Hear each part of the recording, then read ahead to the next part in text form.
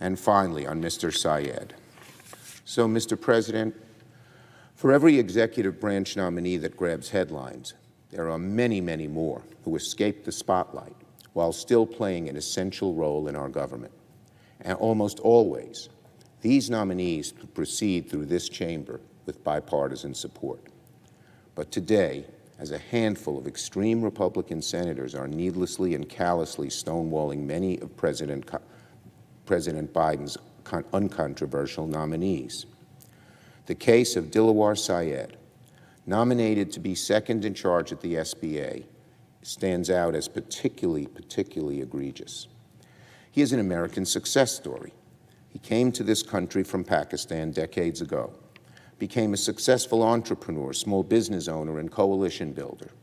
His nomination is backed by more than 200 civic, government, higher education, and business groups and leaders, including the U.S. Chamber of Commerce, hardly a mouthpiece for the Biden administration. And upon his confirmation, Mr. Syed would be the highest-ranking Muslim in government, highest-ranking Muslim for Senate confirmation. But for reasons that confound common sense, a handful of Republicans in the Small Business and Entrepreneurship Committee are not just blocking Mr. Syed's vote, they're refusing to meet in order to allow his nomination to proceed. They're just not even meeting, and that holds his nomination up. I haven't heard of that happening in a very long time. And to date, what is so confounding, Mr. President, is that these Republicans who are holding Mr. Syed up have failed to offer a clear reason why they oppose him.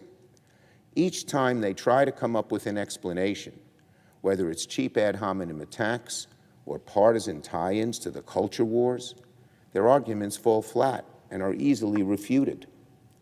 Why are these handful of Republicans opposing this nomination?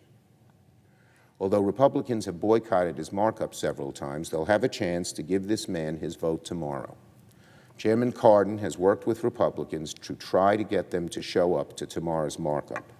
I commend Chairman Cardin's effort.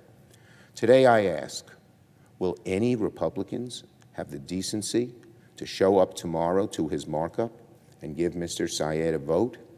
If they want to oppose him, they're free to go on record and explain why. But boycotting his markup, resorting to cheap and offensive attacks, and needlessly blocking a qualified public servant is a shameful, shameful course to take. I yield the floor and note the absence of a quorum. The clerk will call the roll.